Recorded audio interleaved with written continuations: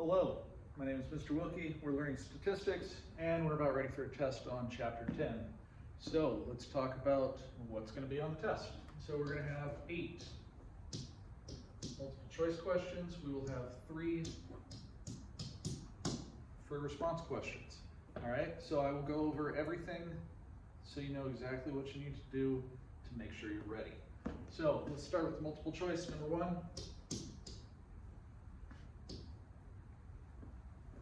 There it is. A little bit of a delay going. All right, number 1, we've got what type of interval? All right, so we've learned a few, right? We've learned, well, there's 5 answer choices, so we must have learned 5. So we've learned the 1 prop z, 2 prop z, we've learned a 1 sample t, we've learned a 2 sample t, and we've learned a paired t, or match pairs t, either one. Okay, so it'll be one of those 5. All right, what type of interval? Do we know how to tell the difference? Well, it's prop if it's looking for a proportion. If it's looking for a mean, we're going to use t. 2 samples versus match pairs, we remember how to tell the difference, I hope. Okay, match pairs is 1 group gets both. 2 sample is 2 different groups getting different things. All right, number 2.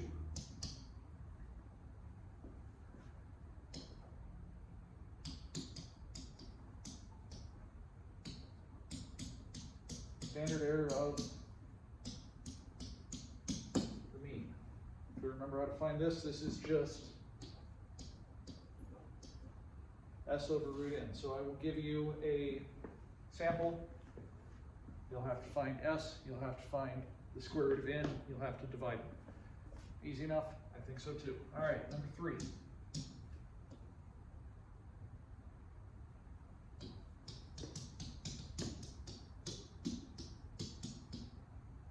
The critical value. You can use the t-chart, you can use inverse t. Remember, if you're using inverse t,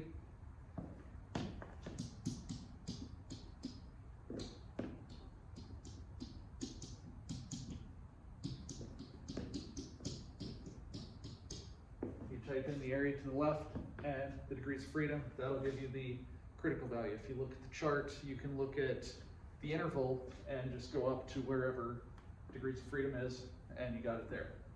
Probably easier to use the chart, okay? I will try to remember to include a chart with your test. Although you can always use the one in the book as well, okay? Or just print one. All right, number 4.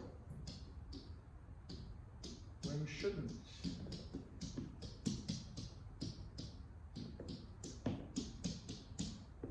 you use t?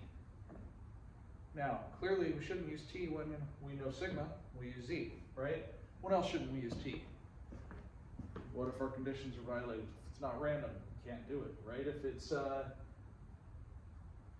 not symmetric single peaked and n is small, you can't use it. Okay, so if n is large and there's outliers, it's probably fine. If n is small and it's approximately normal, it's probably fine. If n is like 20 and there's high skew with outliers, probably can't do t, okay? All right, number 5.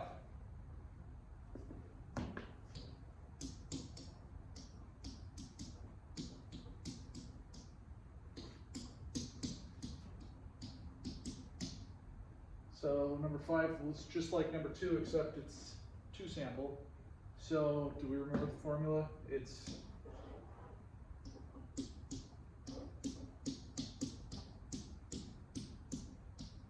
that. Will this be on your formula sheet? Yes, yes it will, okay? I will make sure that you have a formula sheet attached to your test. Number 6.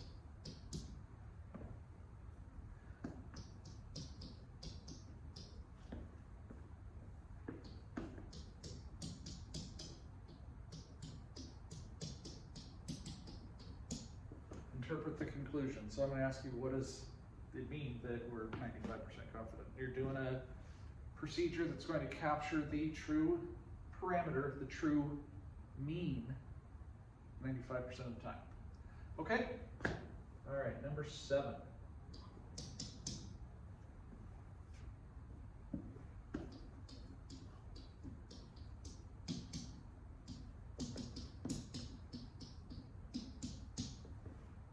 You're going to compare two intervals. What do you need to say? They're the same, one's wider, one's you're more confident. There's different things you could look at, compare two intervals. One may be higher than the other, one may be more variable than the other. So there's different things we can look at, just be able to know how to compare things. All right, number 8, last of the multiple choice.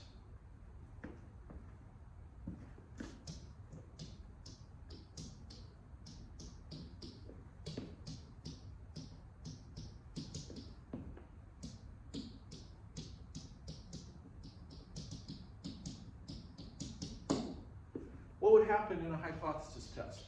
Now remember, we learned before that if it was outside the interval, there's good evidence. If it's inside the interval, there's not good evidence.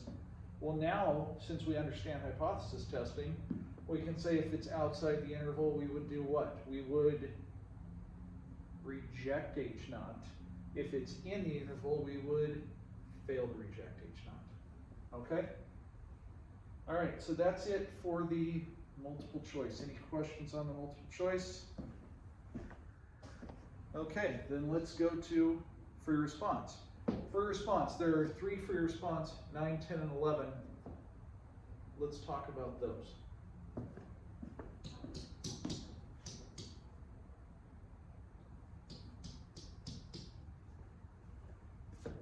Inference.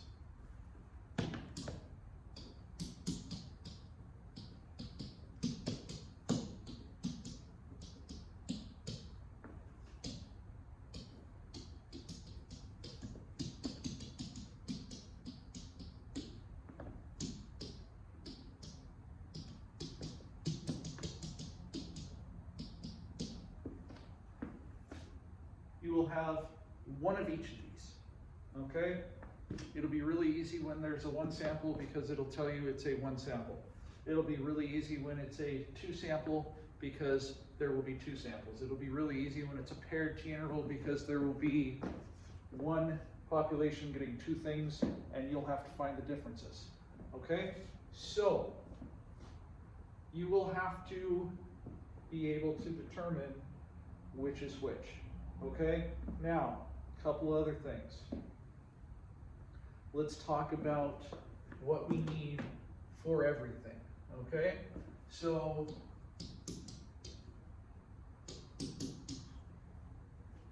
step 1. We want to know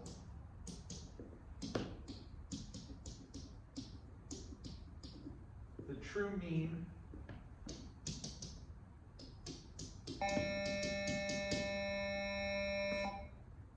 okay, the true mean. This is all t-intervals, so it's all confidence intervals for the mean.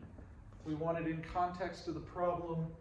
We want to know the confidence level, okay? So true parameter from what population in context, give me the confidence level, okay? We want to know, well, looking at some of our examples, when we did height, we want to know the true height of men in the United States. We will do a 95% confidence level. The true mean height of men in the United States, we will do a 95% confidence interval, okay? We want to know the difference in 2 diet and exercise plans. We will perform a 99% confidence interval, the true mean amount of weight loss, the true difference in mean weight loss, okay? Make sure you give me the parameter, make sure it's in context, make sure you give me the correct confidence level, all right? Step 2.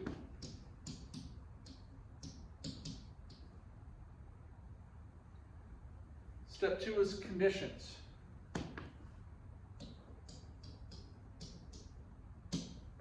Random. Has to be.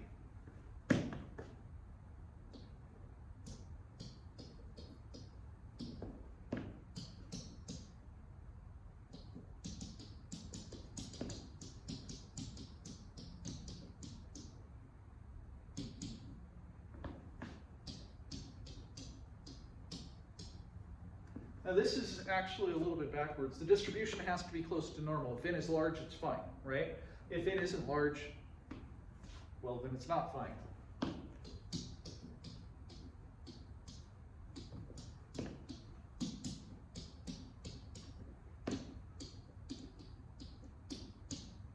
You may need to show a graph.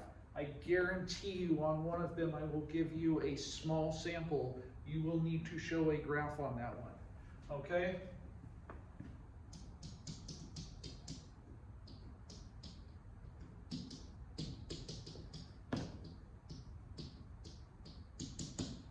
If it's a 2-sample T, you better tell me they're independent. Okay? And throw in the 10% rule. Proceed.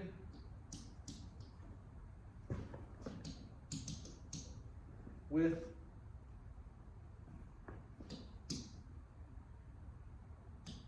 one sample T interval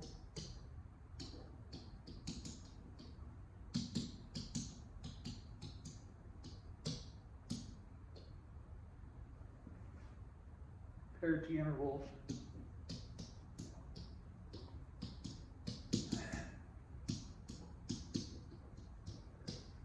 sample T interval.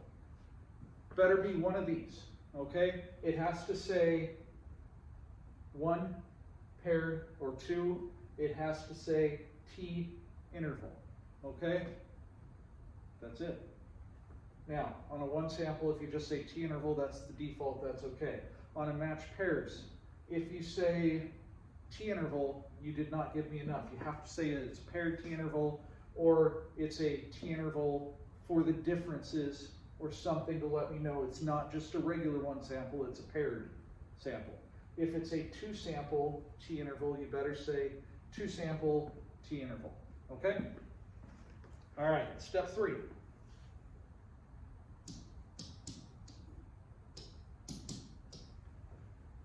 You better show me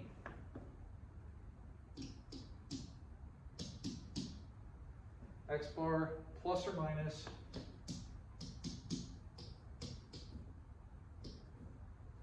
S over root n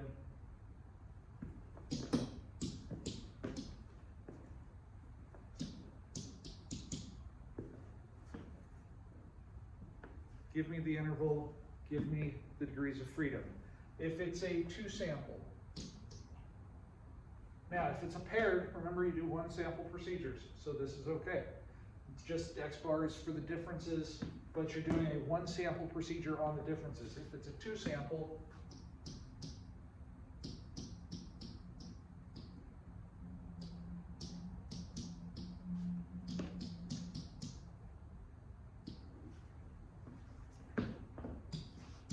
fill in all this stuff.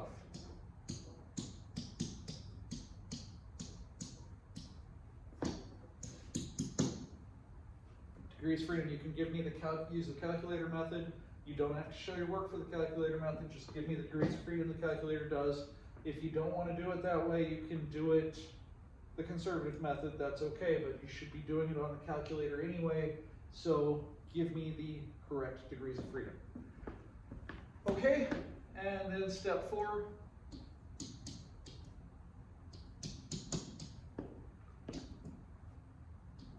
We are C% confident the true mean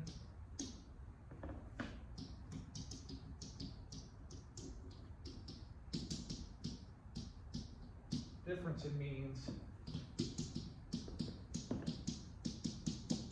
in context, always in context, is between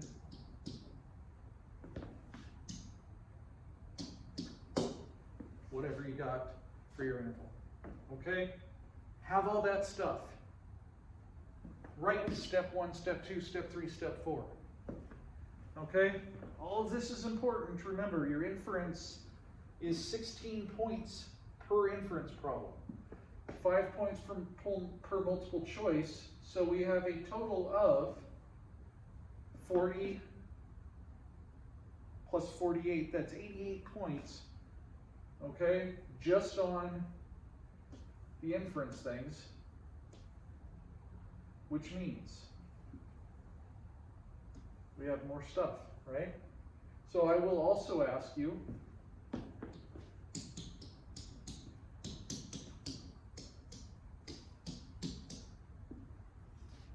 because we got to get 12 more points because it's a 100-point test. Also, I may ask, interpret C or what a confidence interval is. I may ask